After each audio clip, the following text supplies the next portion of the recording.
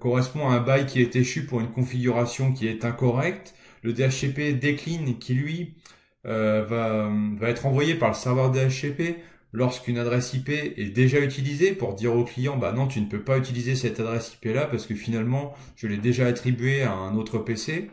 On a le DHCP release qui là est une libération anticipée en fait du bail DHCP. Donc là, c'est quand le poste client relâche le bail DHCP notamment de manière anticipée. Et enfin, on a le DHCP informe qui lui correspond à une demande de paramètres locaux de la part du client par rapport à une IP. Enfin, l'IP est déjà donnée en fait, mais là c'est pour obtenir des informations sur la config. Et dans le cas où le client se connecte au réseau, qu'il n'y a pas de serveur DHCP, qu'on ne configure pas d'adresse IP statique, eh ben on va basculer sur l'adresse APIPA que je vous ai présentée au sein d'un autre article et au sein d'une autre vidéo. Donc je vous invite à la consulter si la notion d'adresse APIPA est floue pour vous. Donc voilà en fait le processus lorsqu'on demande une adresse IP via DHCP. Voilà ce qui se passe sur le réseau. Maintenant, nous allons voir ensemble la notion d'étendue et de réservation d'adresse. En fait, sur un réseau, on retrouve en général plusieurs réseaux différents, que ce soit des réseaux physiques séparés, ou alors bien souvent, la tendance actuelle, c'est d'utiliser des VLAN, c'est-à-dire des réseaux logiques. Par exemple, on va avoir un VLAN pour les PC du service informatique, un autre pour les PC du personnel et un autre pour les visiteurs. Et donc le serveur DHCP, l'idéal c'est qu'il soit en mesure d'attribuer des adresses IP sur les différents réseaux, c'est-à-dire les différentes étendues. Puisqu'on va pas, l'idée c'est pas d'avoir un serveur DHCP par réseau. C'est-à-dire que pour chaque réseau qu'on appellera une étendue, donc un réseau correspond à une étendue, le serveur DHCP va avoir un pool d'adresses IP qu'il va pouvoir distribuer au client. On peut avoir 20 adresses sur le réseau A, 30 adresses pour le réseau B et 200 adresses pour le réseau C. Et le DHCP, lui, en fonction du réseau depuis lequel le client envoie sa requête, il va attribuer une adresse IP qui correspond à la bonne étendue. Ensuite, nous avons la notion de réservation d'adresse IP, où en fait, une IP qui est réservée ne pourra pas être distribuée à n'importe qui. C'est-à-dire qu'on va associer une adresse IP dans le DHCP à une adresse MAC. C'est notamment très intéressant pour une imprimante, par exemple. Comme ça, on sait que l'imprimante, elle aura toujours la même adresse IP, même si elle est configurée en DHCP. Ce qui revient, on peut dire indirectement, à une pseudo-configuration statique sur l'imprimante. Donc là, on va dire telle adresse IP est associée à telle adresse MAC. Donc cette adresse IP-là ne sera pas distribuée à un autre équipement que celui qui correspond à l'adresse MAC que l'on renseigne dans le DHCP.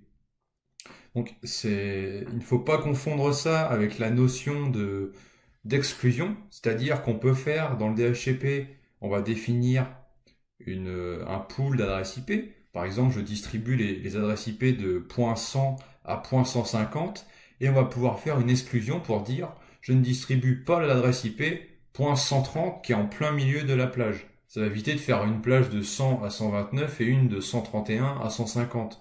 Là, on va garder la plage de 100 à 150, mais on va faire une exclusion sur une ou plusieurs adresses IP parce que ça correspond à une adresse IP qui est déjà utilisée par un équipement configuré en statique. Enfin, il peut y avoir différentes raisons pour lesquelles on ne veut pas attribuer une adresse IP spécifique. Et pour finir cette vidéo, je vous propose d'aborder la notion très importante d'agent relais DHCP et qui est en fait directement liée à la notion d'étendue. Puisqu'il faut savoir qu'une requête DHCP, vu que c'est du broadcast, elle ne va pas passer les routeurs. Donc si le serveur DHCP est dans le réseau, dans le VLAN serveur, disons, et que le PC, lui, est dans le VLAN,